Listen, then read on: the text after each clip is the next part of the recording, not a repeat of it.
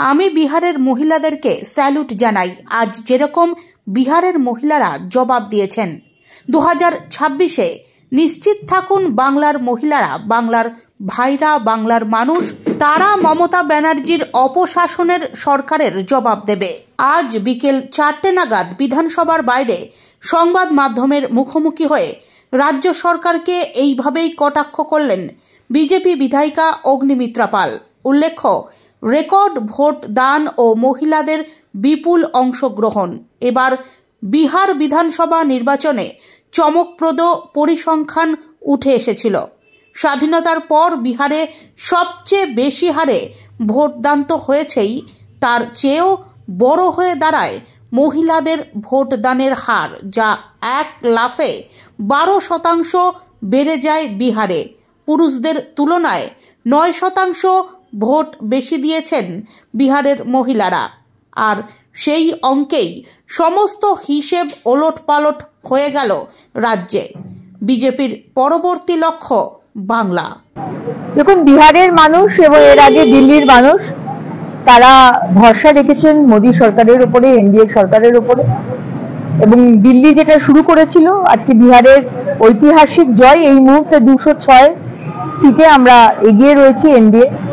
এরপরে বাংলার বাড়ি, এবং আমাদের দৃঢ় বিশ্বাস যে দিল্লির মানুষ যেভাবে ভরসা রেখেছেন, বিহারের মানুষ যেভাবে ভরসা রেখেছেন, এবং যারা অনেক নোংরা রাজনীতি করার চেষ্টা করেছিল, ভোট চুরি, ভোটাধিকার যাত্রা, এই ধরনের বিভিন্ন বিষয় নিয়ে মানুষকে বিভ্রান্ত করার চেষ্টা করেছিলেন, যেভাবে পশ্চিমবঙ্গের তৃণমূল সরকার এবং মুখ্যমন্ত্রী মমতা বন্দ্যোপাধ্যায় বিভ্রান্ত করার চেষ্টা করছেন।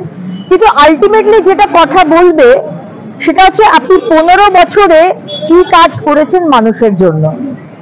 আজকে মাননীয় প্রধানমন্ত্রী নরেন্দ্র মোদীজির এবং নিশীথজির যে সরকার 12 কোটি বাথরুম শৌচালয় তৈরি করা হয়েছে, 4 কোটি প্রধানমন্ত্রী আবাস যোজনার বাড়ি, 15 কোটি বাড়িতে স্বচ্ছ পানীয় জল পৌঁছে দেওয়া হয়েছে, 2.6 crore বাড়িতে বিনামূল্যে ইলেকট্রিসিটি, আমাদের সৌভাগ্য যোজনা যেটা আছে তার মাধ্যমে। আজকে 10.3 কোটি কুকিং গ্যাস, উজ্জ্বলার গ্যাস বাড়ি বাড়িতে মহিলাদের পৌঁছে দেওয়া হয়েছে। 99% রাস্তা, মানে গ্রামগঞ্জের একদম ইন্টেরিয়র মোস্ট গ্রাম, সেখানকারও রাস্তা প্রায় বানিয়ে দেওয়া হয়েছে, 99% রাস্তা। তার সাথে সাথে বন্দে ভারত, অমৃত ভারতের স্টেশনস এবং 81.3 করোড় প্রধানমন্ত্রী গরিব কল্যাণ যোজনা।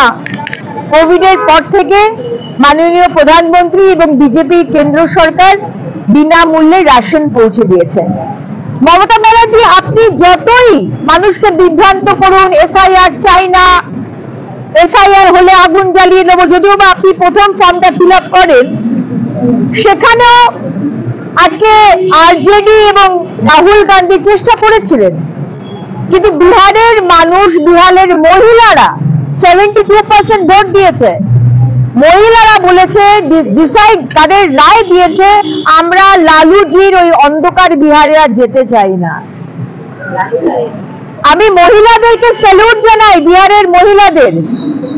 তারা যে ডিসিশন দিয়েছেন, আশা করব 2026-এর বাংলার মহিলারা, যাদেরকে এক হাতে লক্ষ্মীর ভান্ডার আর অন্য হাতে ধর্ষণ, এক হাতে লক্ষ্মীর ভান্ডার কিন্তু অন্য হাতে প্রধানমন্ত্রী আবাস যোজনার বাড়ি নেই, এক হাতে লক্ষ্মীর ভান্ডার কিন্তু এখনো বাড়িতে শৌচালয় নেই, আমাকে কর্পোরেশনের এলাকায় থাকতে হয়, আমাকে পঞ্চায়েতের এলাকায় থাকতে হয়, কিন্তু আমার বাথরুম নিয়ে আমাকে মাঠে ঘাটে বাথরুম করতে যেতে হয়, বাড়িতে জল নেই, রাস্তা নেই, ড্রেন নেই, আলো নেই, সন্তানদের চাকরি নেই।